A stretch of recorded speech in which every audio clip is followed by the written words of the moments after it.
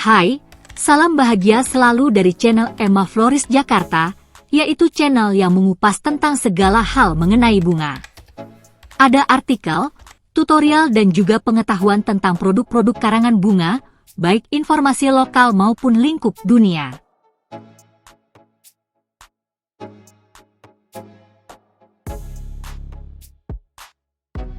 Untuk mendapatkan informasi-informasi tersebut dan informasi terbaru tentunya dari channel ini, jangan khawatir, Anda bisa terus mendapatkannya dengan cara subscribe channel ini, dan jangan lupa tekan gambar lonceng yang ada di bawah video ini.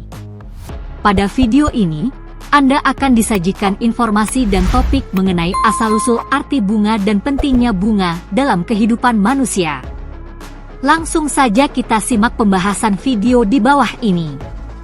Dirasakan atau tidak, bunga dapat mengungkapkan bahasa tertentu dengan bahasa yang jelas dan dapat dimengerti. Coba kita perhatikan bunga lebih dalam, masuklah ke dalam kalbu Anda, berlama-lama memandanginya, menyentuhnya, mengusapnya, menciumnya, dan kemudian sesaat tanyakan pada hati Anda. Apa yang Anda rasakan? Luar biasa bukan? Bunga dapat berbicara, seolah-olah ingin mengatakan sesuatu, dan anehnya Anda dapat memahami bahasanya. Dalam setiap budaya sepanjang waktu, bunga telah menjadi perhatian manusia. Apakah bunga itu tumbuh liar atau sengaja ditanam, mekar dalam karya seni atau ditulis ke dalam halaman-halaman literatur, bunga selalu mengelilingi dan mendukung kehidupan manusia. Mereka juga ada dalam ritual dan tradisi penting di seluruh dunia. Dari timur ke barat, dari peradaban kuno hingga saat ini, ketika kita berharap atau berdoa, mencintai atau berduka, terkadang ada bunga yang menemani di tangan kita. Mengapa bunga memainkan peran penting dalam hidup kita? Misteri apa yang coba mereka wakili dan ungkapkan? Di setiap musim, dan di setiap negara, jawaban atas pertanyaan-pertanyaan tersebut berbeda. Dimulai dengan memperhatikan tradisi-tradisi penting yang terjadi di berbagai belahan dunia. Di negara bagian utara Han di India, di mana sungai Gangga mengalir dari Himalaya menuju ke lembah, upacara berlangsung setiap malam saat matahari terbenam. Mereka meletakkan lilin yang menyala di antara kelopak bunga dan mengapung bungkusan harum menyusuri sungai dengan harapan, doa atau keinginan. Di Meksiko dan di seluruh Amerika Latin, bunga cempasúchil dikenal juga dengan bunga marigold Meksiko atau mungkin di Indonesia dikenal dengan nama bunga suyok, bunga yang digunakan suku Aztec untuk mengenang seseorang yang telah meninggal, dibudidayakan untuk persiapan upacara Dia de los Muertos atau Hari Kematian. Bunga-bunga oranye ini diyakini membantu membimbing jiwa orang yang mereka cintai pulang, dan untuk satu hari orang-orang Meksiko menemukan kenyamanan dalam mengenang orang yang mereka cintai hadir bersama mereka sekali lagi. Di Jepang, setiap musim semi warga Jepang mendengarkan berita ramalan Biro Cuaca Sakura Zensen. Pada puncak bunga yaitu pada festival Hanami yang berlangsung di seluruh negeri. Mereka akan pergi berbondong-bondong bersama dengan teman atau keluarga, berkumpul untuk minum teh dan makan siang di bawah kanopi berwarna merah muda.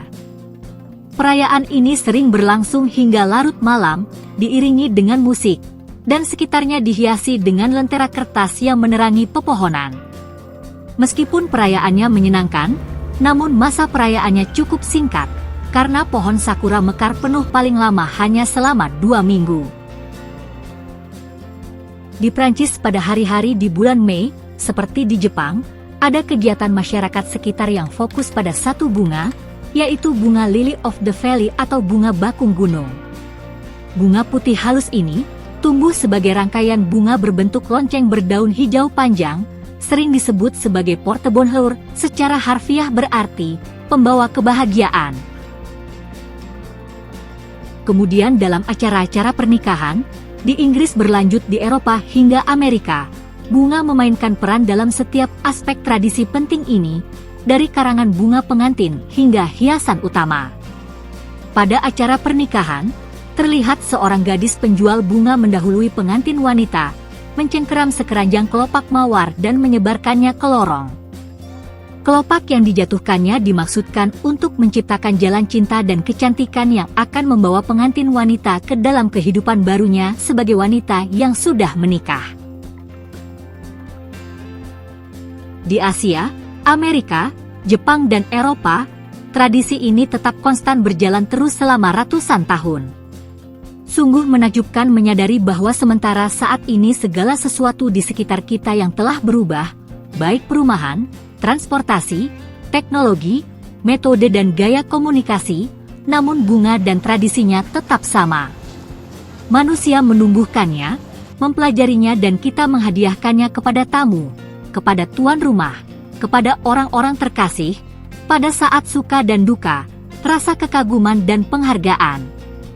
Sementara tradisi dan makna bunga bervariasi dari satu daerah ke daerah lain, pada setiap momen selalu ada bunga, dan selalu ada keinginan untuk berkomunikasi dengan cara mengirimkan pesan-pesan melalui bunga.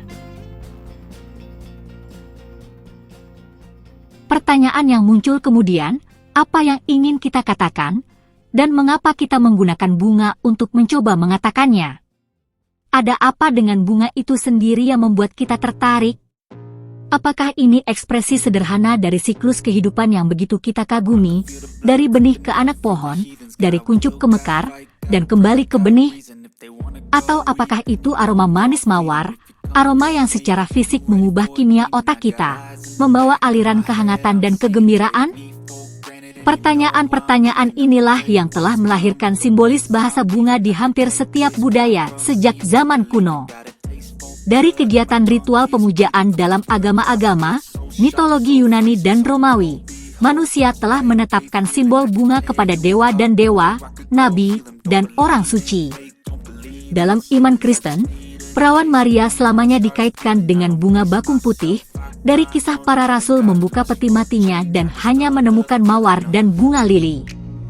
Dalam agama Hindu, mata dewa sering digambarkan sebagai bunga yang bermekaran, memandang keluar dengan belas kasih dan kebijaksanaan.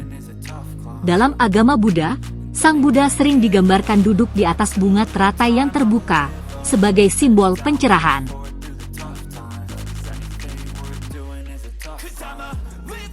Di zaman kekuasaan Ratu Victoria adalah zaman besar taman bunga dan semua hal hortikultura.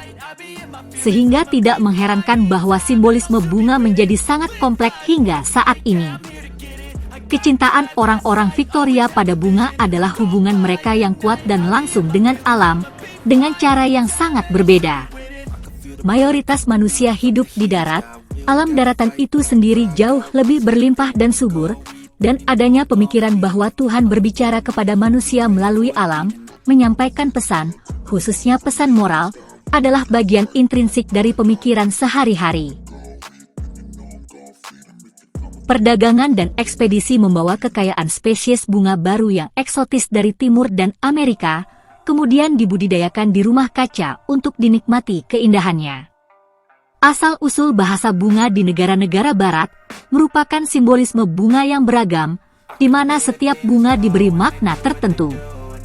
Ini diperkirakan diilhami oleh kebiasaan salam bangsa Turki dengan metode berkomunikasi melalui bunga dan objek lainnya selain bunga.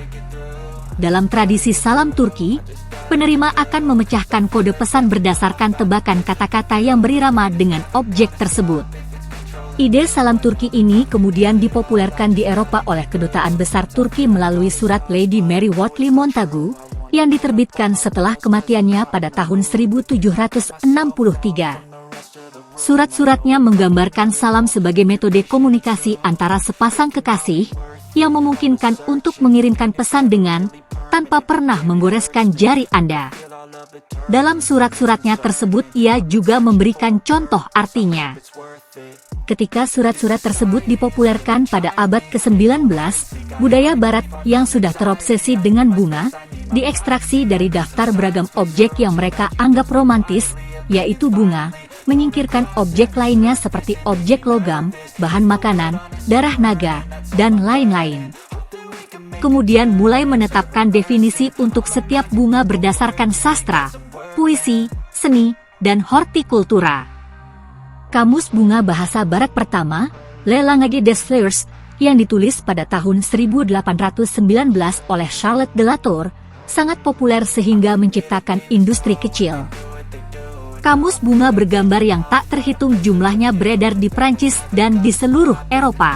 Sering ditulis ulang oleh jurnalis dan editor majalah populer, kamus bunga ditargetkan pada wanita muda yang sopan, memiliki kisah cinta romantis yang menarik.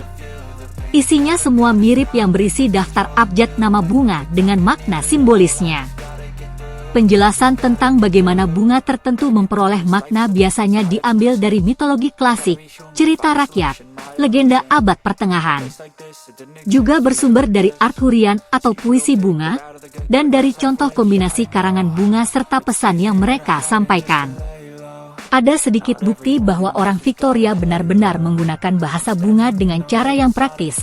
Mereka tidak saling mengirim karangan bunga secara terus-menerus, melainkan dengan cara mempelajari buku-buku itu untuk kemudian dimainkan sebagai permainan memecahkan kode-kode tertentu.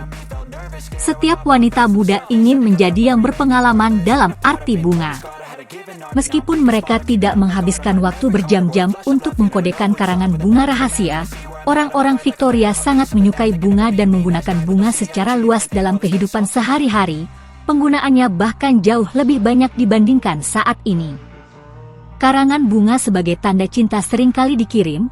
Anyelir lubang kancing sangat populer dan wanita banyak mengenakannya di rambut mereka atau di gaun malam mereka, juga diselipkan ke dalam korset. Simbolisme bunga dianggap menjadi sesuatu yang penting dan diterapkan pada semua peristiwa besar dalam hidup manusia. Seperti misalnya bunga mawar, violet, bunga jeruk, hadir menyemarakkan pesta pernikahan. Contoh lain lagi seperti karangan bunga cemara di pemakaman yang difungsikan sebagai ornamen makam.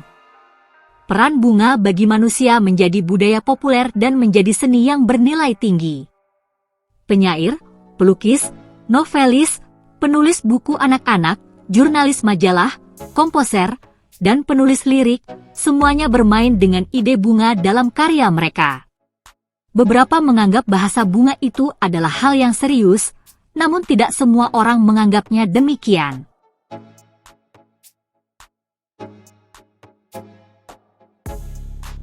Tetapi sekarang ini bisa kita perhatikan tidak ada keraguan bahwa bunga dengan maknanya adalah fenomena besar yang terus berkembang. Saat era Victoria berakhir, popularitas bahasa bunga mulai memudar. Ratu Victoria meninggal pada tahun 1901, kurang lebih 1 dekade kemudian, dan saat itu dunia sedang berperang. 2 kejadian perang dunia mengubah cara kita berhubungan satu sama lain sebagai manusia untuk selama-lamanya. Era teknologi yang muncul setelahnya mengubah cara kita berhubungan dengan dunia di sekitar kita untuk selama-lamanya. Selera dan tren berubah secara dramatis di abad ke-20, namun bunga sendiri tidak pernah ketinggalan zaman. Bunga terus menjadi cara bagi manusia untuk mengekspresikan emosi kompleks yang ada pada manusia. Bahkan dalam peperangan sekalipun, bunga tetap digunakan untuk mencurahkan isi hati, seperti pada Perang Dunia Pertama terkait erat dengan opium, kemudian lagu yang berjudul "Kemana Semua Bunga Pergi", membangkitkan beragam emosi bagi siapa saja yang hidup dan mendengarkannya pada era Perang Vietnam. Baik, itulah tadi sekilas informasi mengenai asal-usul arti bunga dan pentingnya bunga dalam kehidupan manusia. Semoga dapat menambah pengetahuan Anda dan tentunya harapan kami bisa bermanfaat. Jika Anda menyukai isi video ini, silahkan tekan tombol like di bawah dan bagikan ke semua media sosial Anda agar semua teman Anda juga mengetahuinya. Jika ada yang ingin ditanyakan atau berkomentar, ketikkan komentar atau pertanyaan Anda pada kolom komentar. Saatnya kami mohon diri, dan jangan lupa bahagia. Salam bahagia dari channel Emma Floris Jakarta. Sampai jumpa kembali di edisi video-video selanjutnya.